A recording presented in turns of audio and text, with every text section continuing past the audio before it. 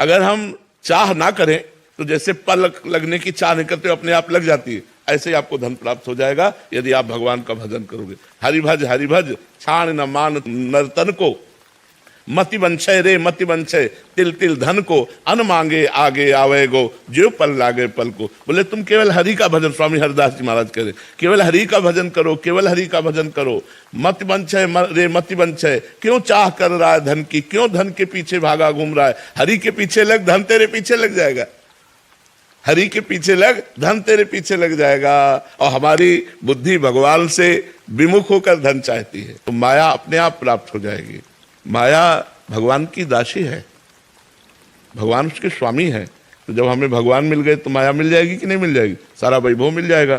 तो मुझे चाहिए कि सबसे पहले भगवान को रिझाए। माया को हम प्राप्त करना चाहेंगे तो मायापति से विमुख होकर माया हमें कभी नहीं मिल सकती, किसी के हाथ नहीं लगी आज तक। और जो मायापति को प्राप्त कर लिए तो माया माँ के समान सेवा करने लगती है, माँ के समान। हम यही सबको समझाना चाहते हैं कि आप भगवान से विमुख होकर कभी सुखी नहीं हो सकते, कभी शांति प्राप्त नहीं कर सकते, आप चिंता रहित नहीं हो सकते, आप आनंदमय नहीं हो सकते। यदि भगवान से विमुख हैं तो आपको माया रौंद डालेगी, माया की ही आराधना करेंगे वही आपको रौंद डालेगी। और यदि भगवान की तरफ चलेंगे तो माया आपकी माँ के समान सेवा करेगी, क्योंकि भगवान के दास को माया कभी सताती नहीं है, माया सहयोग करती है। जैसे देखो ये कपड़ा माया है, ये शरीर माया है, ये माइक माया है, टेबल माया है, सोफा माया है। ये बाधा पहुंचा रही क्या, ये सहयोग कर रही है। और इसी को विलासिता में ले लिया जाए तो यही मन बुद्धि को भ्रष्ट करके गंदे आचरणों में लगा देगी। देखो संसारी आदमी अहंकार से युक्त रहता है तो यही माया उसको रौंद देगी, उसको नष्ट कर देगी, अहंकार नष्ट कर देगा। भगवान के आश्रित रहोगे तो थोड़ा बुद्धि काम करेगी, और नहीं तो अहंकार कहीं ना कहीं आपको चौपट कर देगा, कहीं ना कहीं आपको नष्ट कर देगा। तो हम माया की चाह कर रहे हैं, इस चाह को धीरे धीरे हटाने की कोशिश करें, भगवान की चाह को बढ़ाएं। और जैसे जैसे भगवान की चाह बढ़ेगी वैसे वैसे माया आपके पीछे लग जाएगी। तो अनचाहे अन मांगे आगे आवेगो, जो पल लागे पल को। अगर हम चाह ना करें तो जैसे पलक लगने की चाह नहीं करते अपने आप लग जाती है, ऐसे ही आपको धन प्राप्त हो जाएगा यदि आप भगवान का भजन करोगे। हरि भज छाण न मान नर्तन को, मति वंशय रे मति वंशय, तिल तिल धन को, अन मांगे आगे आवे गो, जो पल लागे पल को। बोले तुम केवल हरि का भजन, स्वामी हरिदास जी महाराज कह रहे, केवल हरि का भजन करो, केवल हरि का भजन करो। मति वंशय रे मति वंशय, क्यों चाह कर रहा है धन की, क्यों धन के पीछे भागा घूम रहा है। हरि के पीछे लग, धन तेरे पीछे लग जाएगा। हरि के पीछे लग, धन तेरे पीछे लग जाएगा। और हमारी बुद्धि भगवान से विमुख होकर धन चाहती है तो ऐसे नहीं मिल सकता। भगवान से विमुख होकर जिनको पूर्व पुण्य से धन मिला है वो बहुत गंदी तरह धन का प्रयोग करते हैं, बहुत गंदी तरह धन का प्रयोग करके धन की दुर्गति और अपनी दुर्गति करते हैं। अब मदिरा मांस गंदे आचरण सब बाहुल्यता इसकी, नरक जाने का सारा खेल नरक जाने का। और धन्य है वो गौ सेवा में लग गया, धन संत सेवा में लग गया, भगवान की कथा, भगवान के नाम कीर्तन। एक भगवान की कथा करे, हजारों लोग भगवान की कथा सुने, भगवान में आनंदित हुए। एक धन वो है और एक धन वो है। हमारे भागवतिक कानून में ये अपराध है, मांस खाना मनुष्य को ये अपराध है, मदिरा पीना अपराध है, पर स्त्री गमन करना अपराध है, हिंसा करना, जुआ खेलना, चोरी, ये सब अपराध के अंतर्गत भागवतिक कानून में अंतराध। तो इसको त्यागना चाहिए। तो जिनके पास भगवान से विमुख होकर धन भी है वो दुराचार में खर्चा हो रहा है। तो हमें चाहिए कि भगवान का आश्रय लेकर भगवान का नाम जप करते हुए धन की चाह को धीरे धीरे धीरे धीरे मिटा दे और भगवान की चाह को बढ़ा दे तो धन अनचाहे अपने आप आ जाएगा, अनचाहे अपने आप आ जाएगा।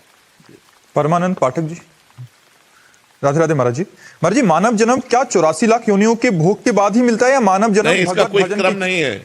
हमारे यहाँ सेवक जी महाराज कह रहे हैं संस्कृति मांझ बरियाई के पायो, मानुष देह वृथा कत डारत। भगवान ने कृपा की, 84 लाख योनियों के चक्र को रोक दिया और बीच से निकाल लिया। संस्कृति मांझ माने होता बीच, बीच से निकाल लिया और आप पर दया करके मनुष्य जन्म दे दिया कि अब तुम अपना सुधार कर लो। जब हम गर्भ में होते हैं तो गर्भ में थोड़ी देर के लिए हमको ज्ञान आता है, तो उस समय भयानक पीड़ा होती है, क्योंकि माँ के गर्भ में जब बंद जीव ऐसे कुंडलाकार होता है तो बंद उसको बड़ा कष्ट होता है। उसी समय उसको ज्ञान होता है, तो वो भगवान से प्रार्थना करता है कि हे भगवान, एक बार मुझे इस माँ के गर्भ रूपी नरक से बाहर कर दो। मैं आपका भजन करके दोबारा गर्भ में नहीं आऊंगा, एक बार मुझे कर दो। बस जहां भगवान से प्रार्थना करता है, भगवान ऐसा संयोग बना देते हैं, जीव बाहर आता है तो कहाँ वो ज्ञान अंतर ध्यान हो जाता है, तो कहता कहाँ, अरे बोले बालक हुआ या बच्चा हो, बच्ची हुई, और वो भूल जाता है धीरे धीरे, जैसे जैसे बड़ा होता गया, फिर वही खेल कूद, फिर वही स्त्री पुत्र धन, फिर वही माया का नाटक, और जीवन फिर जिस लिए हम आए थे वो हम फिर भूल गए। तो हमें चाहिए कि प्रधान कर्तव्य भगवान का भजन करते हुए, जैसी परिस्थिति में भगवान ने हमें जन्म दिया है, जैसी परिस्थिति में रह रहे हैं, उसमें संतोष करें। देखो, अगर संतोष करोगे तो जैसी स्थिति में उतने में आनंदित रहोगे, और संतोष ना हो तो करोड़ अरब खरब बढ़ते जाए फिर भी आप असंतुष्ट रहेंगे। सबसे बड़ा धन है संतोष धन। संतोष से कामनाओं का नाश होता है। संतोष करो, भगवान ने तुम्हें जो दिया है बहुत दिया है। नीचे झांक करके देखो, बहुत ऐसे लोग हैं जिनके पास जो तुम्हारे पास है वो उनके पास नहीं है। ऊपर मत देखो, नीचे झांक के देखो, बहुत से ऐसे लोग हैं जो तुम्हारे पास है वो उनके पास नहीं है। तो भगवान ने तुम्हें दिया, भगवान ने तुम्हें आंख दी, आंखें हटा देते तो कान दिया, श्रवणेंद्रिय हटा देते तो जबान दिया, सब कुछ दिया भगवान ने। अब भगवान का भजन कर लो, ना अपने कर्तव्य कर्म को करते हुए नाम जप लो। धन की चाह करोगे तो फिर धीरे धीरे बुद्धि खराब होती चली जाती है। जहां चाहे जिस डिपार्टमेंट में हो, जिसके दिमाग में धन है वो जरूर पापाचरण करेगा। तो हमें लगता है धन तो हमारी आवश्यकता है, गृहस्थी में है तो हम कर्तव्य कर्म कर रहे हैं, भगवान ने जितना हमें दिया उतने में संतुष्ट हो जाना चाहिए। गांव में एक प्रार्थना करते थे, साईं इतना दीजिए जामे कुटुंब समाए, मैं भी भूखा ना रहूं और अतिथि ना भूखा जाए, कोई दरवाजे से भूखा ना जाए और मैं भी भूखा ना रहूं, मालिक इतना हमको दे दीजिए। तो भगवान हमें लगता है इतना तो सब दिए ही है आप लोगों को। अब एकदम अरब खरबपति के सपने देखोगे तो कभी संतोष नहीं प्राप्त होगा, असंतोष ही रहेगा चाहे जितना धन बढ़ता चला जाए। तो हमें लगता है भगवान का आश्रय लेकर नाम जप करना चाहिए और अपने कर्तव्य कर्म को करना चाहिए। जो व्यापार, नौकरी, किसानी, जो भी कर्तव्य कर्म है उसको अच्छी तरह करना चाहिए और भगवान का नाम जप करना चाहिए। अनुपम दुबे जी, प्रयागराज से। राधे राधे महाराज जी। महाराज जी, हम जीवन में जो फैसले लेते हैं वो वही सही हो रहा है या पहले से सब लिखित है? नहीं, पहले से निश्चित केवल सुख और दुख है।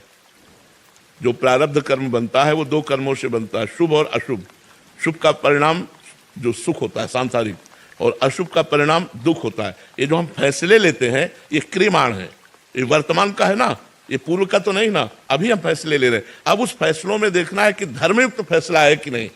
अगर धर्मयुक्त फैसला है तो हमको चल देना चाहिए। वो प्रारब्ध से नहीं, वो पहले से निश्चित नहीं है फैसला। जो फैसला हम ले रहे हैं वो क्रियमाण का है। वो क्रियमाण, तीन प्रकार के कर्म है, संचित कर्म, प्रारब्ध कर्म और क्रियमाण। तो क्रियमाण मनुष्य शरीर में ही होता है, पशु पक्षियों में नहीं होता। तो इस जन्म में जो हम क्रियमाण कर रहे हैं कि आज ऐसा किया जाए, अब ऐसा किया जाए, ये हमारा क्रियमाण है, प्रारब्ध प्रेरित नहीं है। प्रारब्ध प्रेरित है कि आप जा रहे हैं और अचानक घटना घट जाती है, ये प्रारब्ध प्रेरित है। आप जा रहे हैं, अचानक आपको कोई धनराशि मिल जाती है, ये प्रारब्ध है। प्रारब्ध ऐसा नहीं कि आपको नया संकल्प बनवाता हो, नया संकल्प तो बनता है क्रियमाण से, और प्रारब्ध उसमें अचानक आता है। अचानक आपने बहुत बढ़िया व्यापार किया और अचानक दुकान में आग लग गई। अब आपका प्रारब्ध आपको दुख दे रहा है, क्योंकि आपने तो प्रयास किया क्रियमाण सुख के लिए, लेकिन प्रारब्ध बुरा है, उसने दुख प्रदान कर दिया। छोटी सी एक दुकान रखी, बढ़ती चली गई, ये आपका पूर्व प्रारब्ध है। नया क्रियमाण छोटा था लेकिन प्रारब्ध बड़ा था, वो आपको बढ़ाता चला गया। तो प्रारब्ध जो है वो सुख और दुख देता है। जो फैसले लेते हैं वो क्रियमाण से होते हैं, और ये अनेक जन्मों का जो जन्मों का गोदाम लगा हुआ है कर्मों का, उसे संचित कर्म कहते हैं। शैली शर्मा जी, राधे राधे महाराज जी। महाराज जी, जो चीजें इस जन्म में हमारे लिए पाना असंभव है, मन में कामना बनी रहती है कि अगला जन्म हो तो वो कामना पूरी हो। अरे नहीं, बहुत गलत बात है। संसार की चाह की पूर्ति के लिए हमारा अगला जन्म हो, ये कितना बड़ा भ्रम है। अरे अनेकों जन्म व्यतीत हो गए और इन सब भोगों को भोगते हुए कभी चाह पूर्ति नहीं हुई। चाह मिटाने के लिए मनुष्य शरीर मिला है, चाह बढ़ाने के लिए नहीं मिला। ऐसा भ्रम मत करो, नहीं तो अनेक जन्मों से भटकते चले आए, अनेक जन्म आगे और हमको भटकने पड़ेंगे। अगर मानो आप इस जन्म में मनुष्य हैं तो क्या अगला जन्म आपको मनुष्य मिलेगा? क्या गारंटी, क्या गारंटी। भगवान ने कृपा करके मनुष्य जन्म दिया है, अगले जन्म में हम कहीं ऐसे पशु पक्षी न बने। इसलिए हमको इस जन्म में ऐसा उपाय कर लेना चाहिए कि हमारा या तो जन्म ही ना हो, और जन्म हो तो भगवान की कृपा से युक्त जन्म हो। ऐसा जन्म हो हम समाज सेवा कर सके, हम भगवान नाम जप सके, हम मंगल कर सके, दूसरों का परोपकार कर सके। ऐसी चाह मत करो कामनाओं की कि हमें अगला जन्म मिलेगा तो हमें हमारी चाह पूर्ति होगी। नहीं, बड़े बड़े सम्राट हो गए, भोगों को भोगते हुए कभी उनकी चाह पूर्ति नहीं हुई, तो हम लोग तो कैसे पूर्ण कर सकते हैं अपनी चाह को। चाह तो देवराज इंद्र की भी नहीं पूर्ति हुई, जिसके पास अप्सराएं हैं। देखो एक घटना, गौतम ऋषि की पत्नी अहिल्या बड़ी सुंदर थी। देवराज इंद्र ने, अब वो तो त्रिभुवन का स्वामी है, तो सोचो स्वर्ग की एक अप्सरा उतर जाए तो ऋषि मुनियों के मन को चंचल कर देती हैं। और उन अप्सराओं का स्वामी गौतम ऋषि का रूप धारण करके अहिल्या के साथ जाकर गलत आचरण किया। मतलब देवराज इंद्र की भी इंद्रियां तृप्त नहीं है भोगों में। वो जब त्रिभुवन पति है देवराज इंद्र, उसकी भी इंद्रियां भोगों से तृप्त नहीं, तो अपने लोगों की कहां से हो जाएंगी। इसलिए चाह मिटाना ही मनुष्य जीवन का कर्तव्य है, चाह बढ़ाना नहीं। हम तो यही प्रार्थना करेंगे कि आप नाम जप करके भगवान से कहिए कि हमारी ये चाह ही मिटा दीजिए जो संसार की तरफ जा रही है।